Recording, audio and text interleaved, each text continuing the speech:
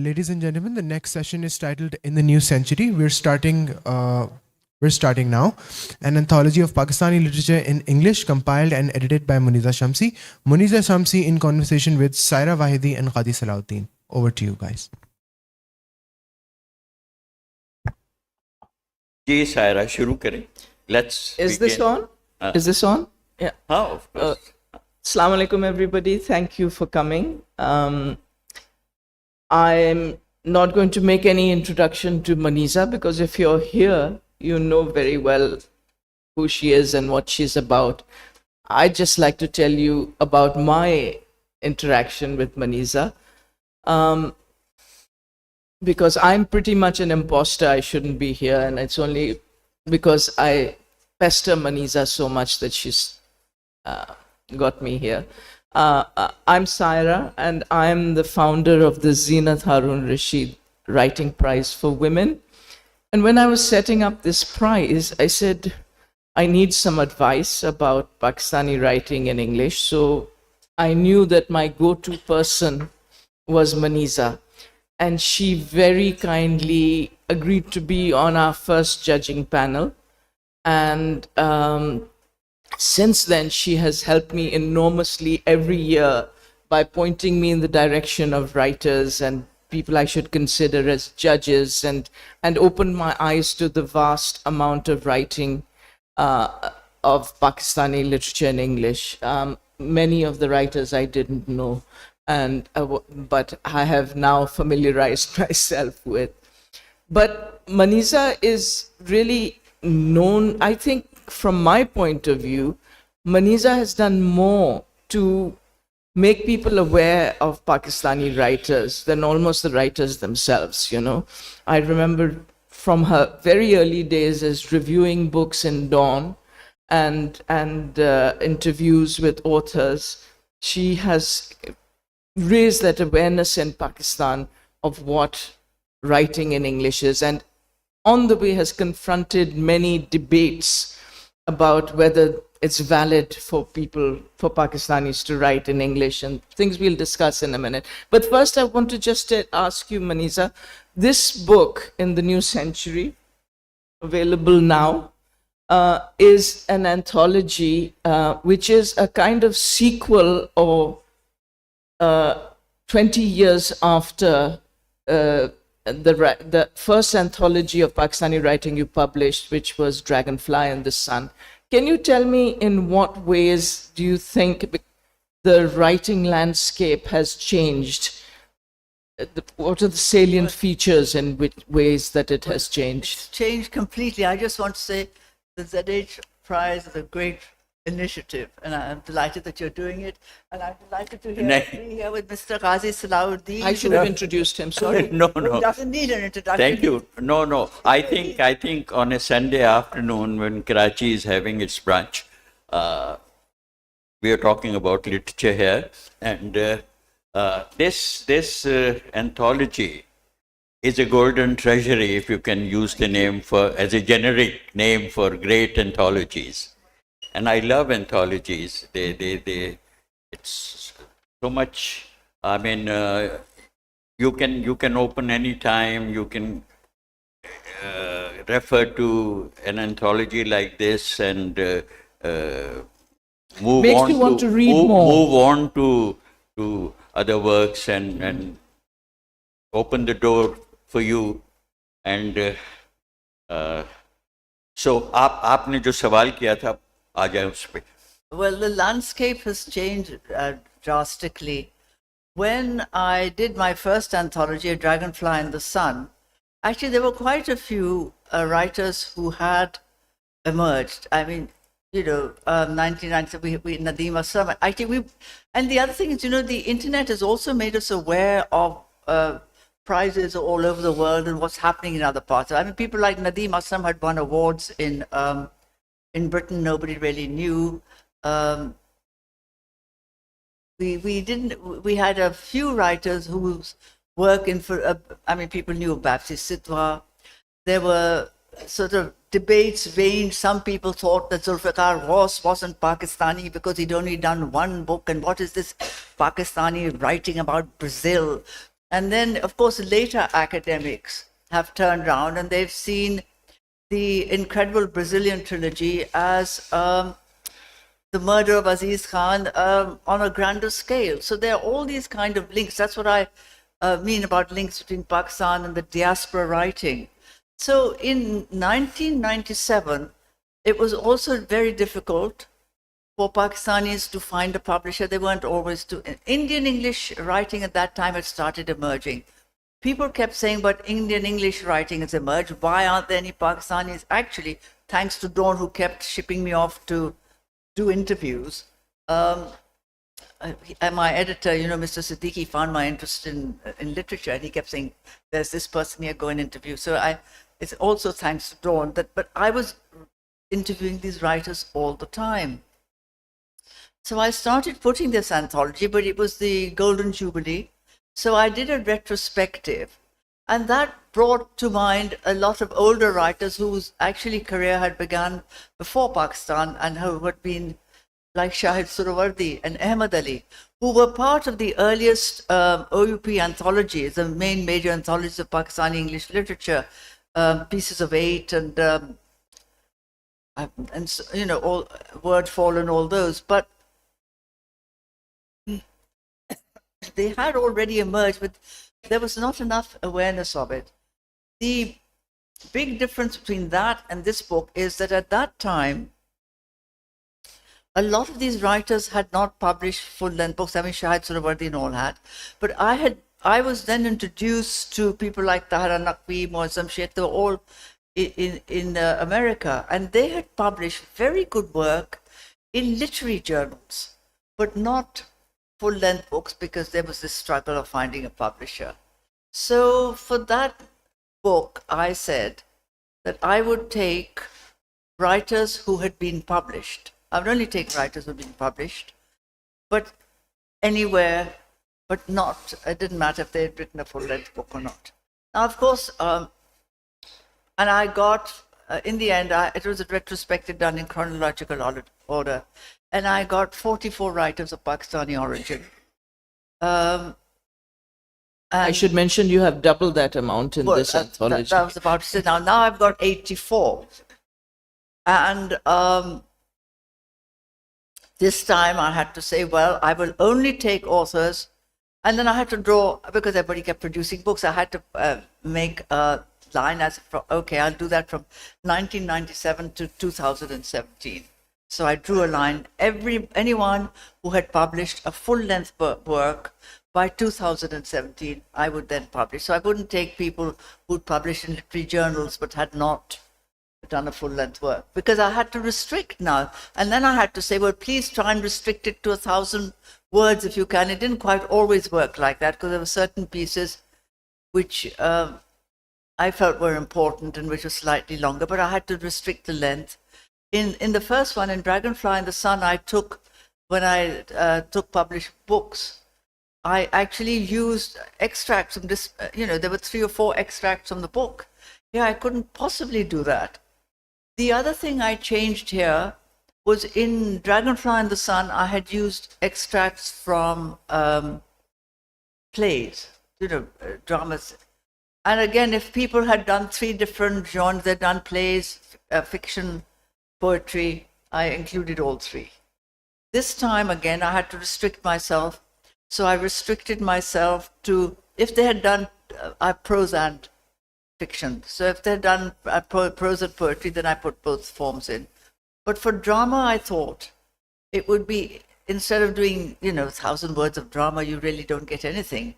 I thought, well, let's use memoir essays. And I found all of them had written these fascinating, like Ayub Khan Deen, who's a famous British Pakistani poet. He's done an essay, The Play I Almost Didn't Write.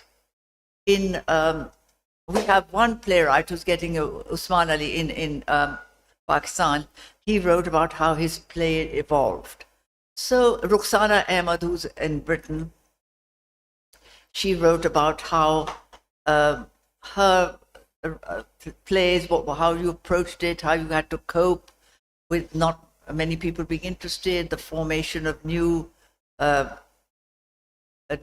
drama groups. Then I use, of course, life writing like Syra and all that. Would it be correct to say that that in the first anthology there was a lot? I mean, there weren't that many prose writers. It was Yes. more geared to poetry, and in this anthology you have got a lot more prose, both fiction and non-fiction. Well, yes, in those days, I mean, Pakistani English literature really began with poetry. That's how it took off. I mean, we had Ahmed Ali, but you had, with the new voices were used, Tawfiq Rafat, Adrian Hussain, Salman Qureshi, some of whom are here and floating around this, not in this particular audience, but in the KLF today. And there was a great deal of poetry activity. I'm not sure why fiction wasn't. There was a lot of fiction being written, but it wasn't modern. They used an old-fashioned, and what this new generation, this Tawfiq Rafat and Adrian Hussain, they've introduced a new voice, a new modern voice, a new contemporary voice. And then suddenly about 1980, it sort of starts changing. And again, it's all got to do, a lot of it, with who was willing to publish you. Babsi was among the first. I mean, Zulfikar Ghaus actually was quite a pioneer because he was in England and he started writing, I think in the 60s, early 60s. And one of the problems in Pakistani English writing is how to convey the experience of your world into English. I just use a simple sentence always because I think if in Urdu you read, Urdu, ladki ne jhukkar adab kiya, you've got her culture, you've got her provincial origin, you've got what she's all about. What do you say in English? She bowed. Well, she bowed. She raised her hand to her forehead. What does that mean? So to convey that simple sentence into English and to get an English-speaking audience to relate to it, that's a huge challenge. That is the main issue here. This book certifies the growth and the sudden, in this anthology, you have more writers than in a shorter period than you had in the previous anthology, which covered a larger time period. Yes. And as you say, does this literature that's being produced, is it the main creative expression of the Pakistani society? And how does it compare with the kind of creativity that we see in Urdu and other languages? Is there some way to have a measure of what the English writings are doing and how? And the other question that would emerge from here is, how would you compare the writing that's done by writers who belong to the diaspora and the ones who live here? And well, it's a terribly complicated question. For one thing, I wish I was sufficiently acquainted with the other languages to make a comparison between that and English. I can only speak really of how English has developed. What I think is terribly important is translations. I don't know why we don't do more translations. We should be translating. Well, there has been a lot more translation of Urdu and Sindhi in our own languages into English now, and now, for example, you get the main international prizes, they will include translations. They don't just stick to Anglophone writing. But we really do need to translate English work much more into Urdu. And instead of, I had said earlier, one of the things was, this is a writing about the elite. Well, because these are only elite people. Well, people from different worlds now do actually use, in the diaspora, it is not the privilege or profession. You've got a working class literature written in English by people who are working class and who write that about that world. But even in Urdu, I mean, if somebody's from an elite organization, ambience or what, you don't say he doesn't count for anything because he's elite. If you look at their writing, what is it worth? What is he saying?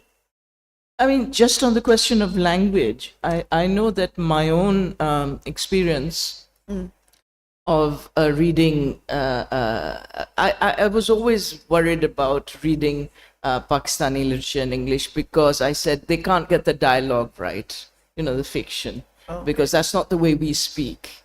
And then a certain book in 1981 changed all that for me. And the nativization of English and creating that idiom where popular culture and popular phrases could be incorporated into English. And today, I think somebody like Moni Mohsin, who you've included in this anthology, does it brilliantly with her Social Butterfly, which is literal translations of Urdu phrases into English. But that is, I think, also what inspired a lot of writers in Pakistani writers in English. Well, I mean, it's not just that. I think it's just a genre that has developed. You find publishers. Well, there are two questions. I wanted to go back to the diaspora and what is written in Pakistan. And let me just answer this publishing thing. The very interesting thing, I mean, I've noticed when you're judging a prize for an international jury, it's very interesting when you find, say, a European judge who will say, oh, this is a tremendously good book about some something. And me and the fellow Desi will scream and say, no, it's awful. And the same with feminist writing, with women's writing, you often find women judges will say, oh, we think this is a good book. And the men will say, oh, we don't think it's special, or vice versa. So these kind of things also play a role in what works for a publisher. And one of the things that happened, I think, was not only was Pakistani writing started being published abroad and drawing attention, but you had a very vital publishing industry in India, and they started picking up a lot of authors. And then it sort of grew, and now we have got our own publishing industry. We're publishing a lot of work. Going back to the diaspora question. No. There's something that I noted, that Indian writers, writers of fiction, the major ones, have sort of, I find, more references to Urdu literature in their writings than in the writings of Pakistani writers in English. And then, of course, Vikram Seth has translated Ghalib's letters in verse. I didn't know that. In The White Tiger, there is all reference to Urdu poetry. In Custody is all about... yes, that is. Yes. So, how do you see it? I mean, the great sort of, the kind of impact that Urdu poetry has on our society, and then how it's part of how people express themselves. Why do the Indian writers have done it better than Pakistani writers? I don't know. I mean, I think there's a kind of different issue here. One of them is that in poetry, there's a lot of work, interesting work going on in poetry. With Kamla's professor, Shahid Ali, who gave us a new, who knew... इन्होंने तो फैज को याद किया बहुत, लेकिन... Look, he wrote ghazals in English. I mean, other people had tried. By the way, they've all tried, from the, even from Shahid Surawardi, and they all tried to write somehow. They were very conscious of the ghazal. They're going back to poetry. And you've got all these early writers trying to write ghazals in English, but they don't use the format. They try to play around with it. Shahid Ali, I think, did an enormous work on that, and he wrote the couplets. Not only did he write couplets, but he actually instructed his pupils how to write ghazals. And then ghazals, you start finding American poets writing ghazals. But among our poets, I mean, you've got Shadab Zish Hashmi. She's done a lot of work on writing ghazals. She's developed qasidas. Athar Tahir has written a poem called the Andalusian Qasida, which was because, you know, in Muslim Spain, the ghazal and the qasida were very much a part of the literary format, because in the Arab Muslim culture. And then what you have is that then you get the expulsion of the Moors from Spain, and then they wipe it all out. And so you've got them explore.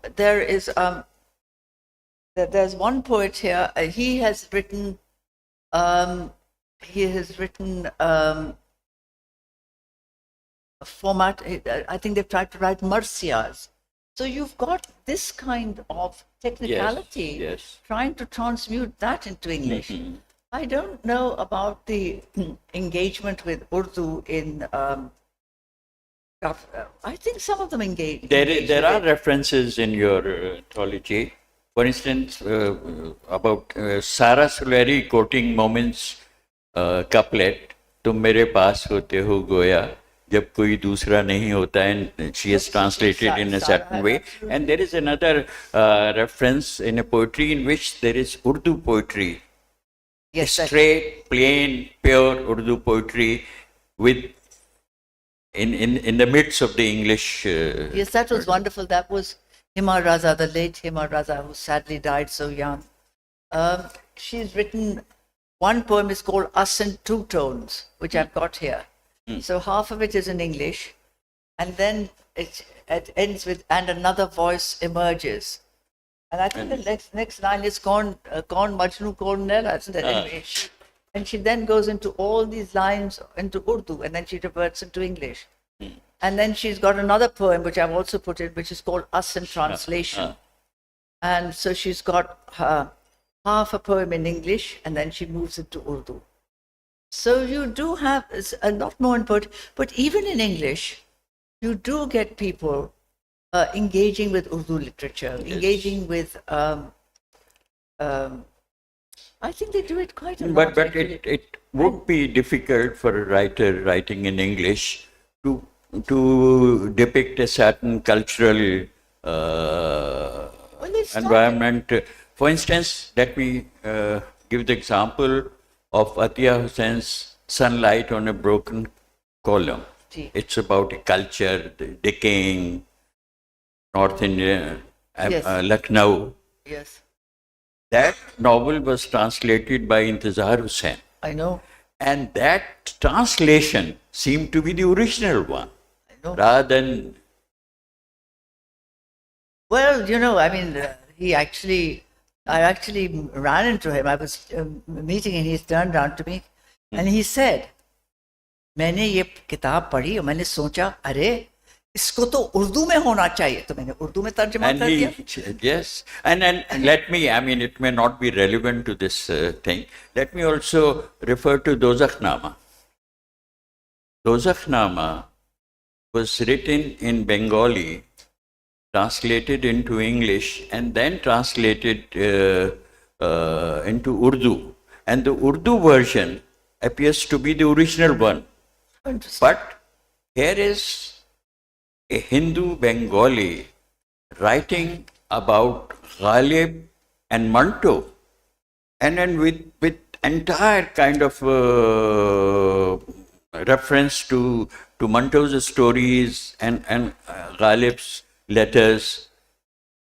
Extremely impressive research, and then no Pakistani writer in English has mined that.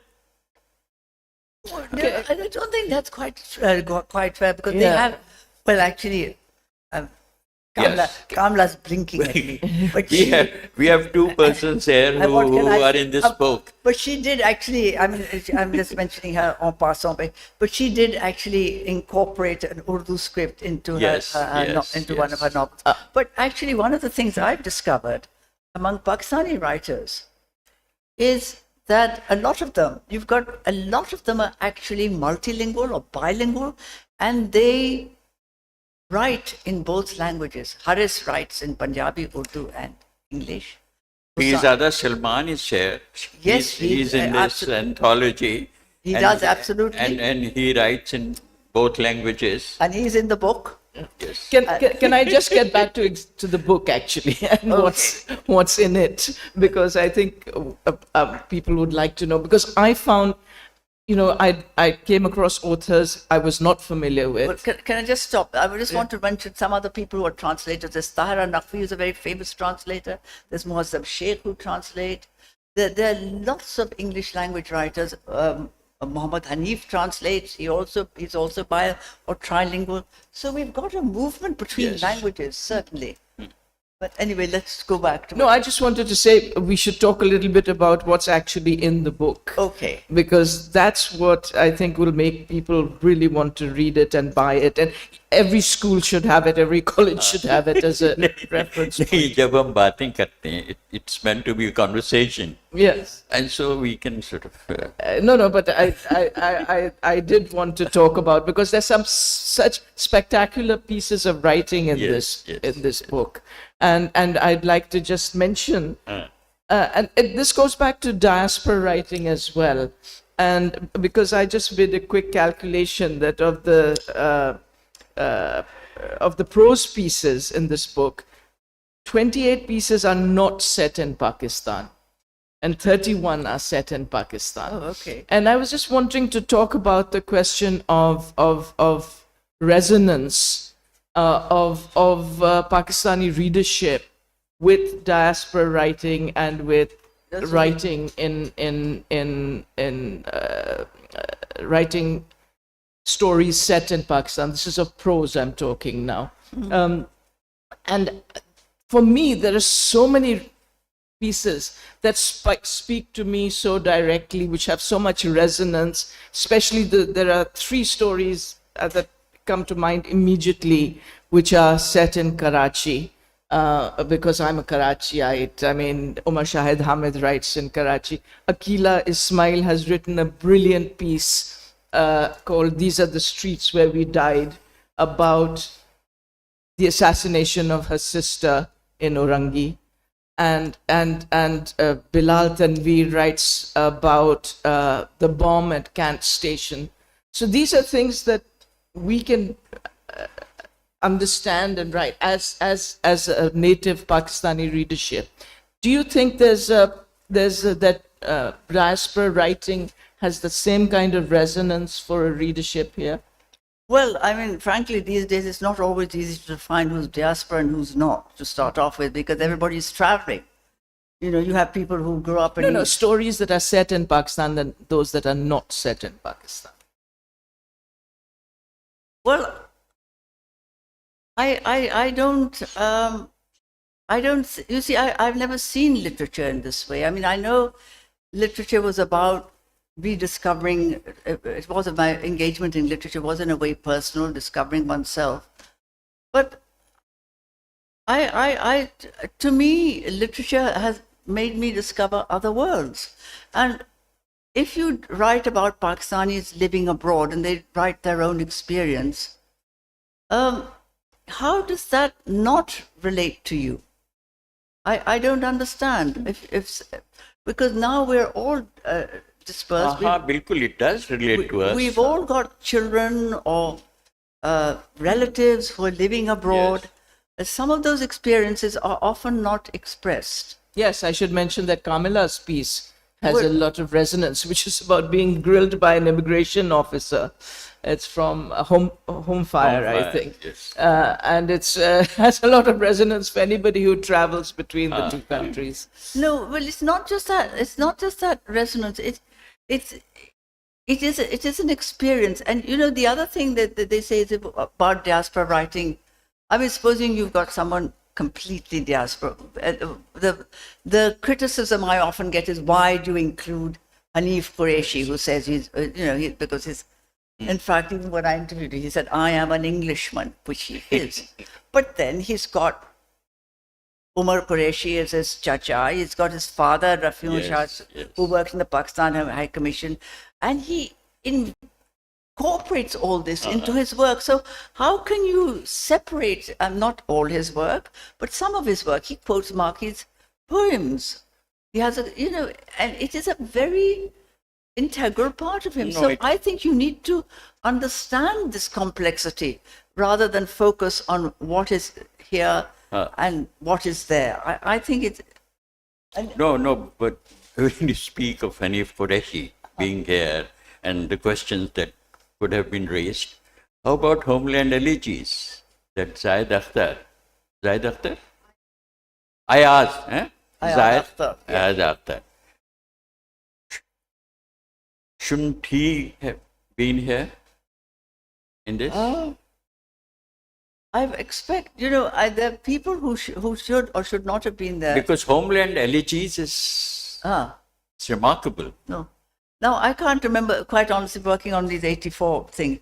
But I tell you, I approached practically everybody and I wrote to everybody. Yes. Some people are not in this book because there were issues of copyright, or they were not interested, or they were not pushed. So now I don't know which category Ayad Akhtar comes into, because I haven't really thought about who was and who was. I just went ahead with those who agreed, with whom the copyright worked and all that. But Ayad Akhtar is very important. He's won the Pulitzer Prize. He's the first Pakistani to do so. Yes. For his plays.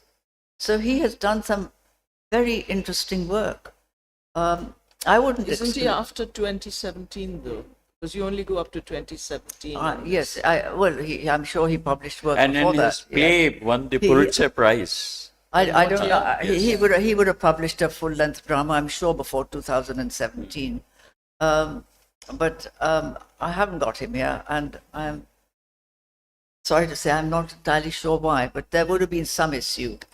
But these are difficult decisions. All No, right, they're yes. not particularly difficult decisions. I reach out to anybody who is of Pakistani origin, wherever they live. We've got, hardly anyone has heard of Wayne Ashton.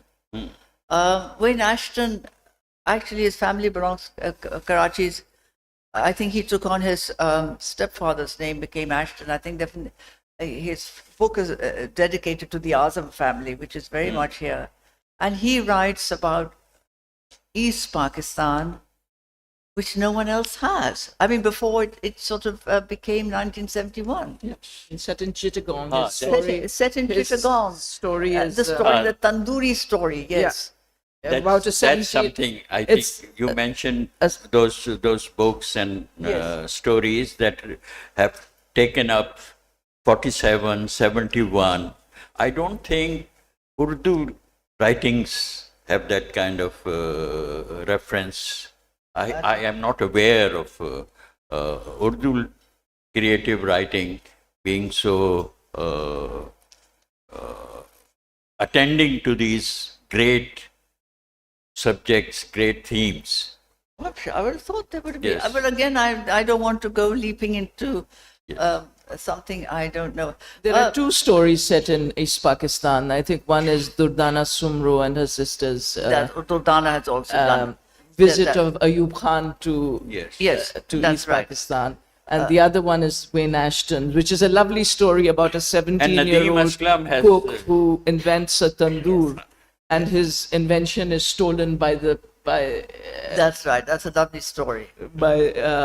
one of the industrialists who visits the home of the person he works That's for. right. Yes, right. No, well, I mean, I'm really happy that a lot of the. I'm really happy that Salman is here actually with us, because he has written about something. we have two. I mean, Kamila and Salman.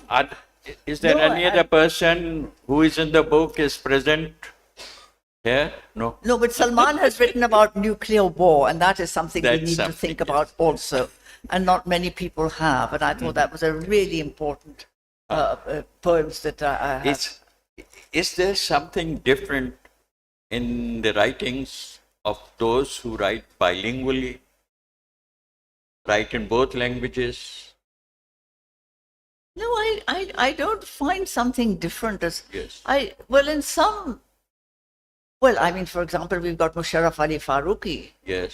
Now he he's sort of, rather than he's He does translated bring Mr. Afzal, a hasn't certain. he? Musharraf has translated your work. And he Musharraf- writes in both Musharraf languages. Parsi. doesn't he? But he's translated you also, hasn't he? Rococo and his brothers. It's a wonderful piece of work. But he's moving things. He does dastans, and he's doing dastans in English. And not only does he translated Amir Hamza. Amir Hamza and so on, but he's actually written a dastan in English based on these forms. What he's got here is a piece from his novel called Clay and Dust, which he uses the old, two old-fashioned people. One is a wrestler and one is a courtesan, and the kind of culture to which they belong, and how that kind of has changed, and it becomes commercial and different. And whereas in the old world, it was a different, courteous, sort of more respected culture. And so you get this kind of intersection in quite a lot of work. Some people, I wish someone, well, I wish actually Salman is also here because he writes in English and in Urdu. And sometimes I have been told, not by him, but somebody else, that because Urdu has certain restrictions that you must write like this, he found English was more liberating. Some people, maybe it works conversely, that English has certain rules that you find more liberating. You don't have to use in Urdu or Punjabi or any other language or Pashto. I don't know. These are very complex issues. It is. No, there are some writers who were initially writing in English and they also then started writing in Urdu. And there are others who initially were writing in Urdu and then shifted to the example of Amir. Amir, yes, Amir. Yes, and there are others who were. Well, yes, Amir, well, that's an interesting diaspora tale. Yes. Because he goes to England from here, English medium. And then suddenly this urge, this desire to. He learns Urdu, Yes. and then he's then, I've forgotten who encouraged him, he's then encouraged, why don't you start right? Because he knows a little Urdu, and then he starts writing in Urdu. And then the other interesting thing he does is he transmutes or translates his Urdu stories into English. And there are kind of subtle differences. And that was the Bapsi Sitwa story here, incidentally, is about turning her film, Ice Candy Man, turning my novel into a film. And again, when it's being filmed, she's saying, but why haven't you got this? And why haven't you got that? And she's told, no, in a film, it doesn't work. And so this transmutation, again, from one medium to another, of what you leave out, of what you put in, and what you add. Now, when she did Water, which was originally Deepa Mehta's film, which is very rare, usually novels are turned into film, but she turns a film into a novel. And then she adds a whole lot of details into it. Although the piece I've used is about transmuting Ice Candy Man into Earth. And I was just talking about, so I've tried to use a different kind of stories and life writing. Tariq Ali, it's kind of an essay actually, rather than a sort of person. It's Cervantes and our time, his time and ours, and how about changing worlds and adjusting to, and he's written about, it's personal and it's not personal. I've also expanded that because life writing now expands, it includes newspaper columns, it's sort of expanded just from being a memoir or autobiography. And Zulfikar Ghaus writes about contemplating butterflies and what that evokes, and then it evokes literature and Shakespeare and so on, and then his novel. Yes. No, I was wondering, because this is the launching of this book also, if it were possible to have some readings from it, and only poetry could be Yes, why read. not? If We could Yeah, wrote if you would select I just something. wanted to mention a few of the stories in the book because just to Yes. encourage you to go out and check them out Haan, and nahi, nahi. what they're about. And I'm talking about a fiction here, so or not life writing as well, but some of the stories that you made. I mean, for example, Sabine Javeri has written a story called The Latter, which is about changing times in rural Punjab, and it captures the poverty and powerlessness about a man who receives a letter saying he has to move out of his home because his brothers sold it, and the army is taking it over as a place to put some barracks. Shazaf Fatima has written a very funny story called How Harun Tied the Knot. And her use of language is again very interesting because she uses a lot of Pakistani idiom in it. But the one I'd like to do a reading from, if you don't mind, again, as I said, the Karachi ones that speak to me, is a piece from अच्छा आपने तो वो highlight किए हुए हैं कुछ passages, हाँ मैंने तो की हुई है तो आप पढ़ के सुनाएंगे. थोड़ा सा अगर I आप don't- इजाजत दें only because it's so powerful. This is from Bilal Tanveer writing Yes. about the bomb in Kant Station. Now again, this is why I was talking about resonance. He said, I was feeling a disconnect with my body, which was beating to a different, much slower rhythm than my mind. Somebody at the hospital said that the bomb went off just outside the station, at the intersection. In my mind, I was seeing that triangular intersection where at this time of day, the traffic locked into each other because one lane was blocked by buses that treated it as a 5-minute stop. The buildings around the intersection were marked with permanent cracks and showed how this city had aged over the decades, having withstood the incessant assault of noise, smoke, and dust. My mind drifted. I was dreaming of the cafe at Kant Station where I went looking for an old man. It was a Persian cafe that served cheap food and tea and fruit cakes. Its dark hall was packed with booths that had wooden furniture and tables with marble tops. I think Just one last bit from here. Out on the street, I saw a boy with a car with a girl stuck in a traffic jam. These stories, I realized, were lost. Nobody was going to know that part of the city but as a place where the bomb went off. The bomb was going to become the story of this city. That's how we lose the city. That's how our knowledge of what the world is and how it functions is taken away from us. When what we know is blasted into rubble and what is created in its place bears no resemblance to what there was, and we are left strangers in a place we knew that we ought to have known. मेरे ख्याल में शायरी जो है ना, poetry, वो कोई recite कर सके इसमें से selected. Would you suggest something that is very striking, because ताकि हम जो हमारे लोग बैठे हैं इनको तो engage करें ना. Oh, something well. हाँ Well, I've got quite a lot. हाँ. you want me to Who will read it? You suggest somebody. Would anyone volunteer to read anything? नहीं you. Huh? Why don't you read it, Muneeza? Well, I had one actually. I mean, this is a. नहीं, इन दोनों में से किसी को बुलाती, इनको. She will. Okay. Let's have some poems from this anthology, and I get the feeling that the quality of poetry in English has greatly improved. It is very, very. I'm going to actually. What am I saying? I'm going to read. A couple. I think some of the poets are writing.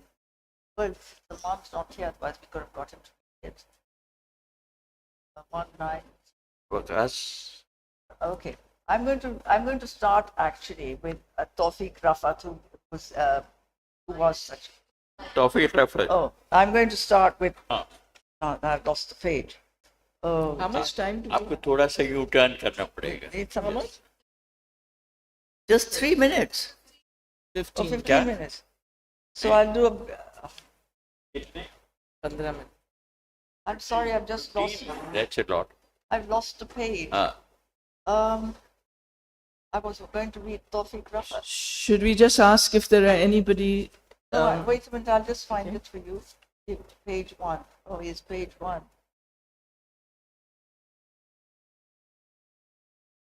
There we are. Well, this is page 1. I mean, this is Tawfiq Rafat. He was the great pioneer, and it's actually, I thought I'd read it to you because it's called Karachi 79. yes. A strange love affair between the city and me. I can't stand it for more than a few days at a time. Yet, every 10 years or so, it extracts its poem. Taller and taller, its buildings are getting, and its citizens smaller and smaller, and the blotches of greenery spreading like a rash. The year I've brought my weather with me, rain and plenty of it, my relatives here have had to be evacuated by a naval boat. When they planned this city, they forgot the sewers, or it was never planned. House was added to house, and street to street, till it got out of hand. Well, here it is, and here I am, circling each other again. The question is, who's going to get to spit first in the other's eye? Very good. Another one. I was going to throw open the questions, but if you have another reading, please. No, that's just No, one no. more, Let's which have another. I want poem to move after because that. this is slightly longer, but it's this is Imtiaz Dharkar. I'm going to, Oh yes. who has again a multiple kind of identity because she was born in Lahore, she grew up in Glasgow, then married an Indian, then came back to India, married a Welshman who sadly died. And this is from after it's called Tal. This music will not sit in straight lines. The notes refuse to perch on wires, but move in rhythm with the dancer round the face of the clock to the dandelion head of time. We feel blown free, but circle back to be in love, to touch and part, and meet again, spun past the face of the moon, the precise underpinning of the stars. The cycle begins with one and ends with one. Da, din, din, da. There must be other feet in step with us, an underbeat, a voice that keeps count, not yours or mine. The music is playing on. We are playing with time. Wow. She's the first South Asian to have won the Queen's Medal for Poetry in England. She's a really remarkable writer. Oh yes, open to the. I was thinking, let's open the question. Let's open. We have somebody in the front row here. Oh no, good. Yes. Any mics? Can we have a mic here in the front row?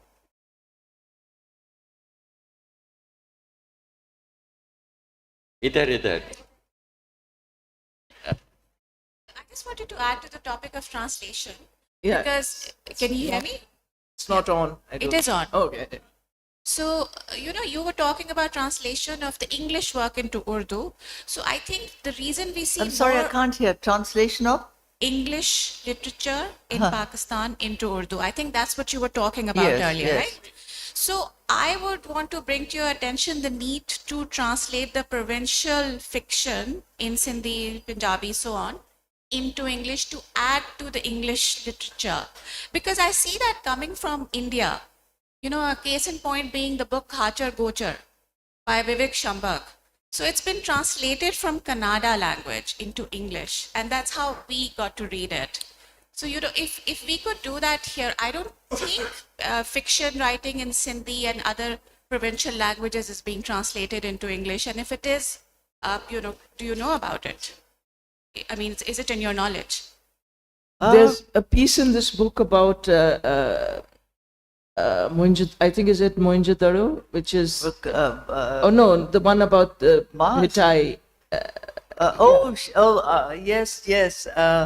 Bulle Shah. Bulle Shah or Mithai, I think there's one. That's Bulle, but that's not a translation. No, They're it's not a translations, translation. they're No, originals. it's not. The original Yes, stories. on Bulle Shah, on Yeah. Mohenjo-daro. See, that's No, the the poem. question was, shouldn't we be looking at the regional languages also? But Well, they have. no, the Indian situation is very different. The literature that's being produced in India's regional languages is great. I mean, if you look at the main playwrights of India who have made global kind of impact, like Girish Karnad, like Tendulkar, they originally have written in Kannada, in Marathi, in Bengali. So we don't have that kind of literary flourish in our regional language, except in Sindhi. Sindhi is one language that No, there's a lot of translation happening. It has changed. Actually, I actually think of translations as a creative work. One of the things I had to, when I was doing this book, was to go, should I include translations, or at least include translations by the writers I've included in this book. But I decided that, it just, it's got 84 writers without translations, and I just didn't have the space. But it is in all international languages, all the major prizes, they now include translations. And we have got a fair amount. I mean, I'm actually somebody, I have, because I read quite a lot of translations, at least in Urdu, I have seen quite a lot. And I really don't know so much about other languages, but there is a definite trend, and it is happening. In the translation of poetry, I have to say, one of the things I like is to have the original script alongside the English. In India, because hardly anyone reads Urdu anymore, they're doing a lot of work and translate. They've done a lot of books. I was reading in fact, I reviewed a wonderful book on Mir called The Hidden Garden. But I think that was the book. But what they do is that they use Romanized Urdu, which I find very difficult. It's very nice when you can read the original with the translation. You can do it in poetry. I think with a novel or fiction, it would get very difficult. But I mean, all these people have been translated, like Intizar Hussain, Abdullah Hussain, he translated himself, Purutanen Heather, Ismat Chughtai, Mir, Ghalib, they're all translated. I'm sorry, I can only talk about Urdu because it was my mother's language. Technically, it's my mother tongue, but I got caught up in my father's language. We have another question. yeah. Hi. So Muneeza, I'm from a business background, so I will apologize for some maybe unworthy questions for this very qualified audience. Of all the works that you have done, your contribution, if you must choose one that somebody should read, which one would that be? And if I may complete my question. And in the same vein, if you must choose 2 or 3 books of Pakistani authors, which one those would be? And I know I'm putting you in a Listen, difficult... I have often been asked my favorite author, and my answer is completely nepotistic. I love best the books written by members of my family. It's not just one, but a lot. I mean, those are the best books. Read them all. Good answer. We have a question here. Yeah. Ji. First of all, regarding the translations, you've mentioned very well, and the point well taken by the audience, that how the translations are growing in our country. But I think burdening a writer like you with the translations, I think this is expecting much, much more from an original writer, because a person who is translating must understand the nuances of socio-cultural aspects of the original works. If he or she knows the original nuances and the original connotations and implications of the work, only then he or she will be able to translate that work in another language. And that then again comes the ultimate and the good grasp of that, both the languages the writer is doing justice to.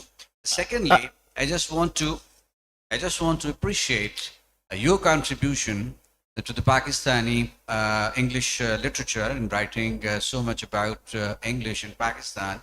And I just want also to appreciate as a brother, because beneath a large banyan tree, a small, plants can't grow.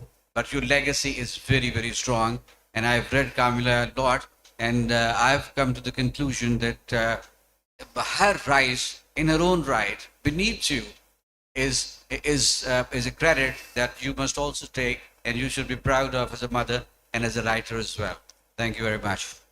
I just want to quickly interject to say there are no translations in this. No, I understand. I understand. I was actually talking to the point taken and the discussion that was going on.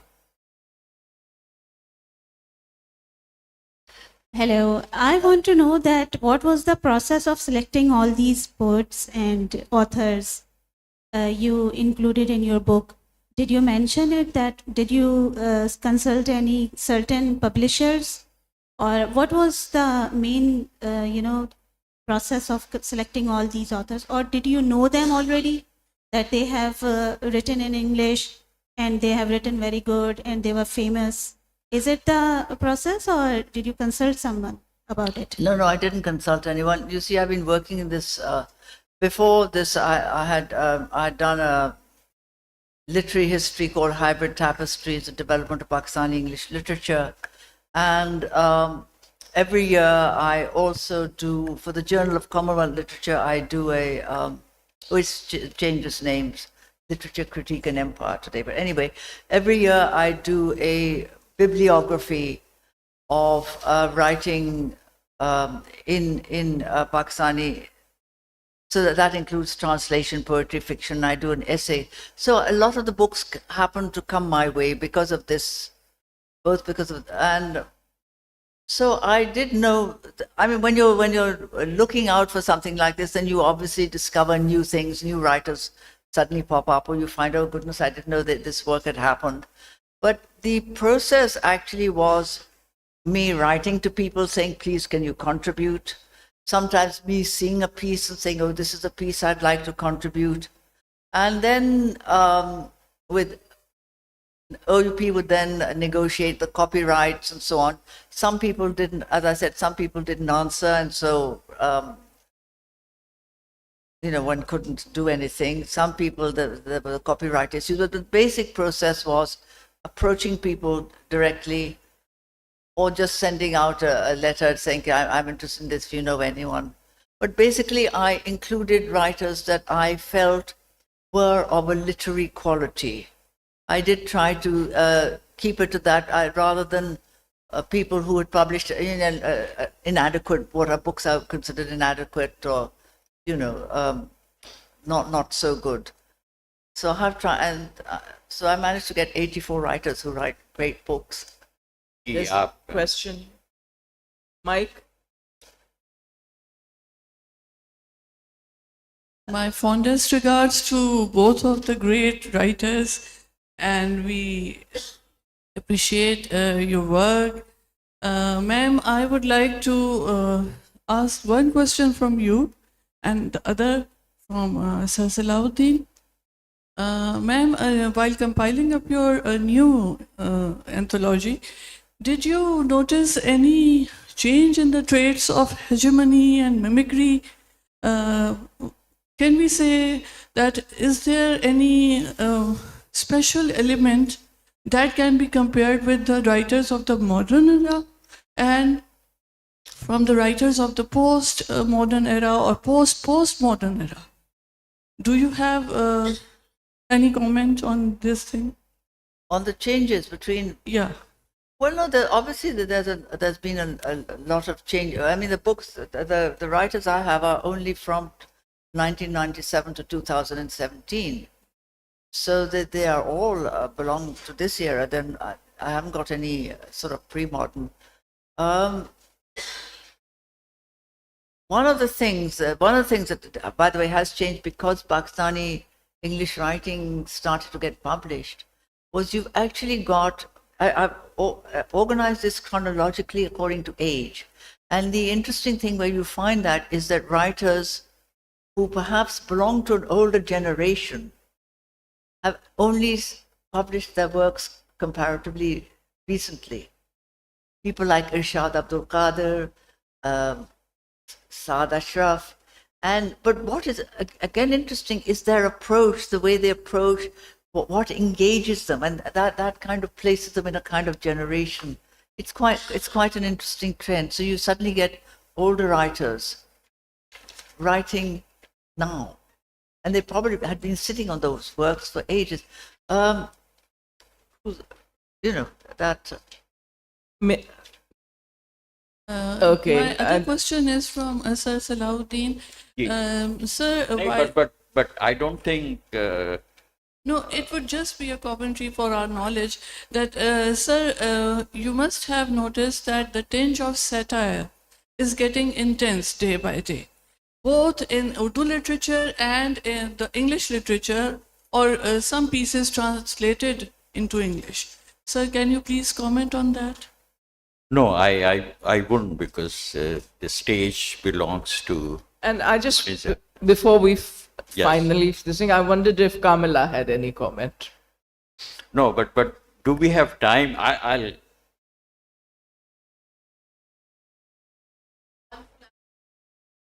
नहीं, मैं आपसे बात कर लेंगे फिर अभी, लेकिन in fact our time is over. Yes. It is. But to conclude, this is a great work that Muneeza has done. It's really, and it's a pleasure to go through its pages, and I think we must all